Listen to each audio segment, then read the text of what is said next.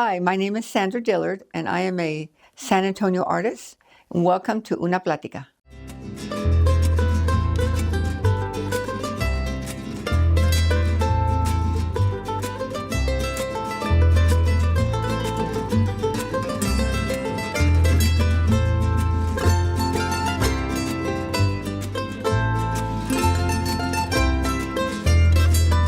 Una Plática. Una Plática. Es una plática. Say Plática. Una plática. Una plática.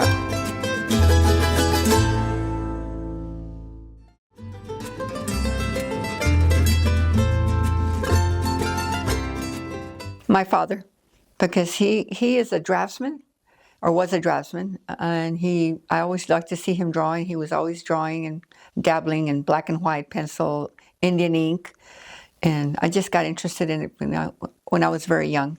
So at school, when I studied, when I finally got to college, I took the fine arts path. So I've done drawing, charcoals, and you name it. I've tried everything.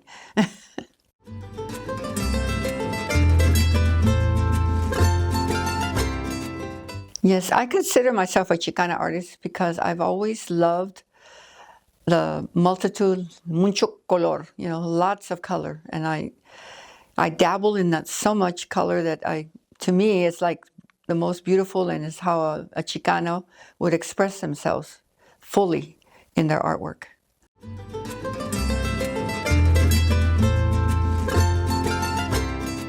My cultura was I was born in San Antonio. Both of my parents are Hispanic. My dad, he went to school, like a regular kid would do here in the city. But my mom, she didn't go to school until she was like 8 years old. And they put her in first grade, and she hated it. She only lasted 3 years, and she got out and never went back to school. She said, no tengo que ir a la escuela para aprender lo que tengo que hacer. So, and her dad let her because he was a farmer and she would work the farms. So I would go, I remember when my parents were married and we were all little kids, she would take me and my brothers out there and we would ride horses y juntar verduras y corretear ahí nomás en el pasto.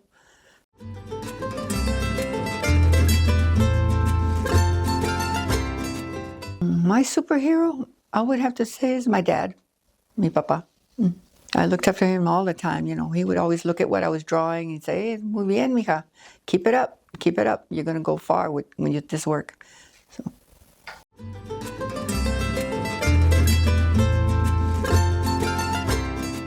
Yes, I think it is very important because there are some artists that don't get noticed unless there's avenues like this for them to present their work.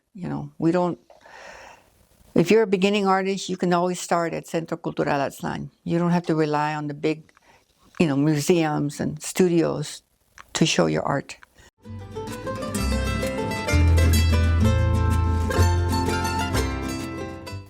The Day of the Dead, Dia de los Muertos. Because I believe in it strongly. Even when I don't do it here, I've done it at home every year, and I've put one up every year, I would say, and it keeps getting bigger. The familia starts to die off, and I add more and more. And then my son-in-law, he wanted his parents in it, so my daughters, brought me some things of his. So I did one for his parents there at the house, and we do the cafecito and eat all the favorite foods that they loved, and it's just make an evening of it and celebrate them.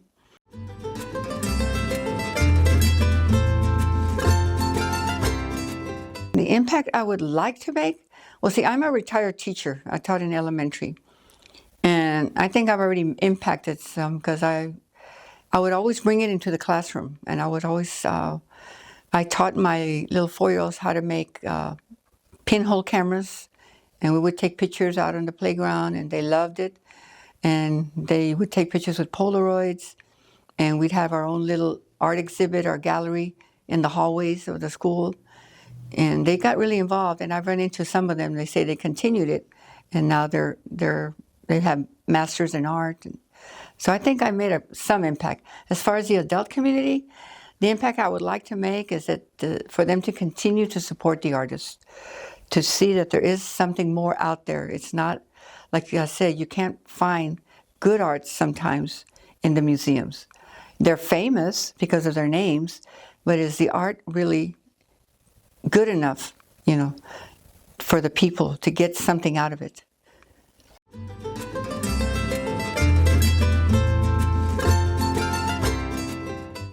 When you're a starting artist, like it's for me, when I was starting, I got discouraged a little bit. But then I remember what my dad would always tell me, si se puede. If your heart is in it, then go for it, mija. Don't ever give up. And I didn't give up. Like I said, I have my bachelor's degree in fine arts. And I know you might get discouraged because you might not think there's a lot of money in it and it is an expensive hobby or an expensive love. But if you find you can do it, you'll find support from people like Cultural Aztlán. They're always willing to showcase you, just present them what you have, and they'll give you an opportunity. Don't ever give up. And there's other galleries like the Pearl and Blue Star downtown that will show your works. Even approach hotels. They're always looking for art to put up that they don't have to pay for, so you can put it up there and have exhibits. I've seen several exhibits at a lot of, especially the Mexican art in Mexican restaurants, and they'll let you put a price tag on it. And like I said, don't ever, ever give up your love for the arts. Continue it until you're old.